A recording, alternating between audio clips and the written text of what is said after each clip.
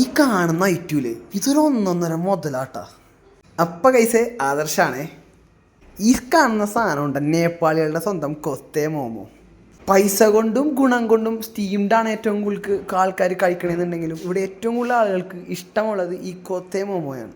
നമ്മുടെ അവിടെ ഇനി എന്തുട്ടാ പറയണതെന്നൊന്നും എനിക്കറിയാൻ പാടില്ല, ഇതവിടെ ഉണ്ടാന്ന് അറിയാൻ പാടില്ല. പക്ഷേ ഈ സാധനം എന്ന് പറഞ്ഞു കഴിഞ്ഞാൽ ഹാഫ് സ്റ്റീംഡും ഹാഫ് ഫ്രൈഡും, അതാണ് ഈ നേപ്പാളികളുടെ കൊത്തേ മോമോ. പക്ഷെ എൻ്റെ മോൻ ഈ സാധനം കിടിലനാട്ടോ. ഇതിൻ്റെ ഉള്ളിൽ ഭയങ്കര ജ്യൂസിയാണ്. നമ്മൾ ഫോക്കിൽ കുത്തി എടുക്കുമ്പോൾ തന്നെ ഇതിങ്ങനെ ലീക്കായിട്ട് ഇങ്ങനെ വരും. എന്നിട്ട് ആ മസാലയിലും ആ ചട്നിയിലൊക്കെ, ആ മുളക് ചട്നിയിലൊക്കെ പിടിച്ചിട്ടില്ലേ, ഒന്ന് വായിൽ വെക്കുമില്ലേ, എൻ്റെ മോനെ എന്ത് രസമെന്നറിയോ.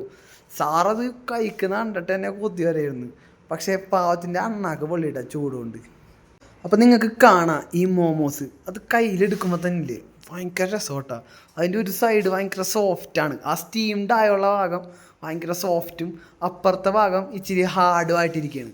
അപ്പോൾ ഒരു സൈഡ് ക്രിസ്പിയും ഒരു സൈഡ് ഭയങ്കര സോഫ്റ്റുമായിട്ടാണ് നമ്മൾ ഇത് കഴിക്കുമ്പോൾ കിട്ടുന്നത്. സാധാ സ്റ്റീംഡ് മോമോസിൻ്റെ ഉള്ളിൽ നമുക്ക് ലൈറ്റ് കളറിലായിരുന്നു കാണാറ്. പക്ഷേ ഇതിൻ്റെ ഉള്ളിലില്ലേ ഭയങ്കര ഡാർക്ക് കളറിലായിരുന്നു അതിൻ്റെ ഫില്ലിങ്സൊക്കെ വന്നേക്കണത്. പക്ഷേ എന്തൊക്കെയായാലും ഭയങ്കര ടേസ്റ്റ് ആയിരുന്നു കേട്ടോ. ആ ഫില്ലിങ്സിന് തന്നെ ഒരുപാട് ഇഷ്ടമായി. ഞാനത് നല്ല രീതിയിൽ ആസ്വദിച്ച് തന്നെയാണ് അത് മൊത്തം കഴിച്ചത്. പിന്നെ അധികം നേരം ഒന്നും വെയിറ്റ് ചെയ്യാൻ പറ്റിയില്ല കേട്ടോ. 2 മസാലയിലും ഡിപ്പ് ചെയ്തിട്ട് ഞാൻ ആ മോമോസ് അങ്ങോട്ട് ഒരു പെട അങ്ങ് പെടച്ച്, അതൊരു ഒന്നൊന്നര പെടയായിരുന്നു കേട്ടോ. പട്ടിപ്പൊളിയായിരുന്നു. അപ്പോൾ പുതിയ രുചികളും യാത്രകളും തേടി നമ്മുടെ യാത്ര നേപ്പാളിലൂടെ തുടരുകയാണ്. അപ്പോൾ എല്ലാവരും കൂടെയൊക്കെ സപ്പോർട്ട് ചെയ്യുക. അടുത്ത വീഡിയോ കാണാം. Okay, by.